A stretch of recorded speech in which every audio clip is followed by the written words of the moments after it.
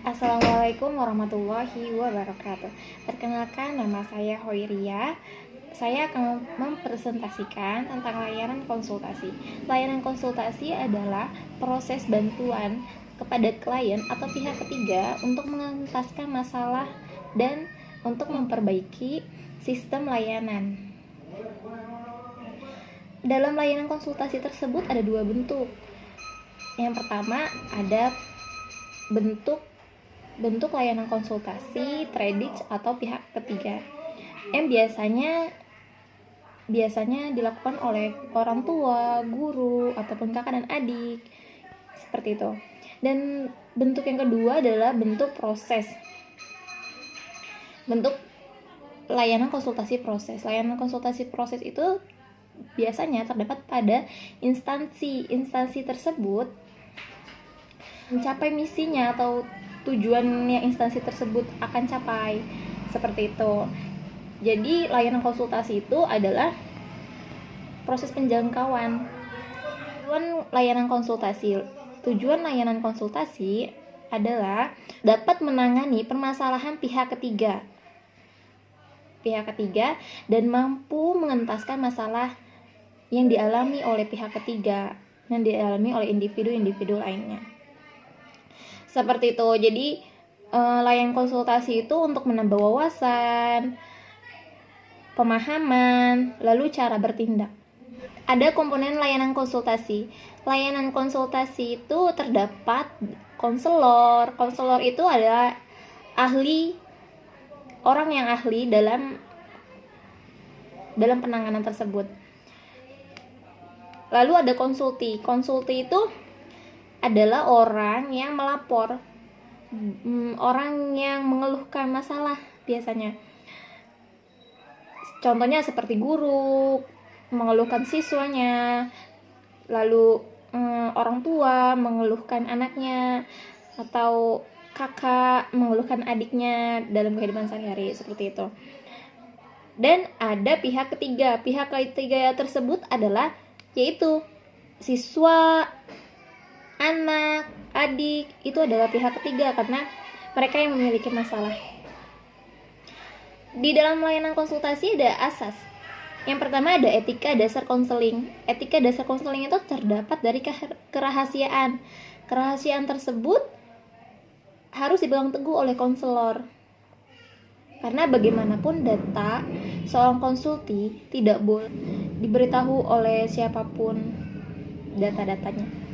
Dan ada kesukarelaan. Kesukarelaan itu adalah keterbukaan seorang konsulti atau klien untuk menceritakan masalahnya, seperti apa, bagaimana, seperti itu. Lalu ada kemandirian. Kemandirian itu adalah untuk mengambil keputusan mandiri. Kedua, kemandirian. Kemandirian itu terdapat pada diri konsulti atau klien untuk memahami dan menerima diri sendiri dengan positif, lalu memahami dan menerima lingkungan secara objektif, positif, lalu mengambil keputusan dengan keputusan sendiri, mengarahkan diri sesuai keputusan yang diambil, dan tindak lanjutnya adalah mewujudkan diri sendiri. Jadi bertanggung jawab atas keputusan sendiri. Dalam layanan konsultasi tersebut ada asas-asas lainnya. Asas-asas lainnya tersebut berjalannya sesuai permasalahan klien yang kita hadapi. Contoh asas lainnya adalah asas kekinian. Nah, di dalam layanan konsultasi tersebut ada perbedaannya. Layanan konsultasi dengan konseling perorangan. Layanan konsultasi tersebut untuk pengembangan diri konsulti. Jadi konsulti itu diarahkan untuk dapat seperti konselor, dapat menjadikan bahwa dirinya seperti konselor untuk menangani permasalahan pihak ketiga, seperti itu. Konseling perorangan tersebut adalah untuk ditindaklanjuti sendiri langsung, karena bagaimanapun kita harus tahu bagaimana terjadinya masalah. Bisa jadi masalah tersebut dari pihak ketiga itu karena adanya konsulti jika di konseling perorangan. Lalu ada teknik. Teknik dalam layanan konsultasi itu ada teknik khusus dan teknik umum. Teknik umum yang dilakukan oleh konselor, menerima konsulti, posisi duduk, lalu mengadakan penstrukturan dan penilaian dan laporan. Jika teknik khusus, jadi pemberian untuk mengubah tingkah laku konsulti yang terkait dengan permasalahannya. Contohnya seperti sesuai permasalahan konsulti yang dialami. Contoh seperti kursi kosong ataupun teknik-teknik lainnya. Lalu ada penguasaan teknik oleh konsulti. Penguasaan teknik oleh konsulti itu keterampilan dan kondisi diri yang merupakan bagian dari hasil yang diperoleh konsulti melalui proses layanan konsultasi. Jadi bagaimana keterampilan konsulti dalam menerima wawasan dalam proses layanan konsultasi. Jadi konsulti dapat menangani permasalahan pihak ketiga. Lalu ada strategi BMB3. BMB3 itu ada berpikir, merasa, bersikap, bertindak, dan bertanggung jawab dengan permasalahan pihak ketiga. Jadi harus didasari oleh BMB3. Waktu dan tempat layanan konsultasi tersebut dapat disepakatkan oleh konselor dan konsulti. Kegiatan pendukung, contohnya instrumen, himpunan data, konferensi kasus, kunjungan rumah, tampilan perpus, alih tangan.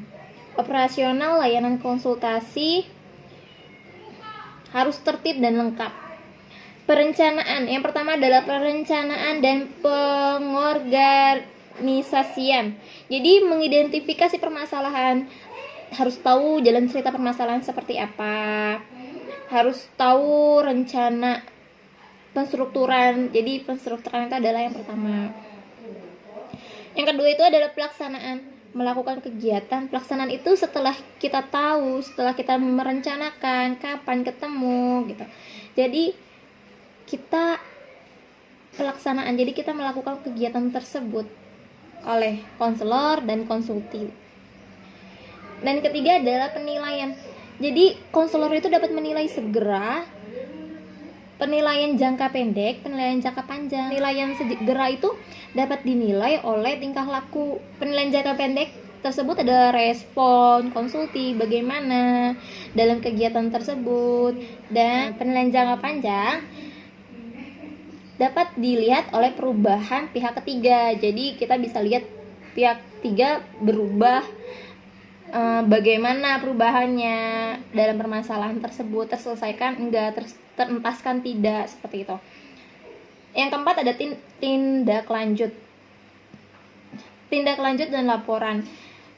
Jadi konsultasi berkelanjutan itu jika pihak ketiga masalahnya tidak terentaskan juga, atau memang sudah dijalankan kegiatan layanan konsultasi tersebut namun perlu untuk ditindaklanjuti, itu adalah tindak lanjut dan laporan. Terima kasih atas presentasi dari saya. Wassalamualaikum warahmatullahi wabarakatuh.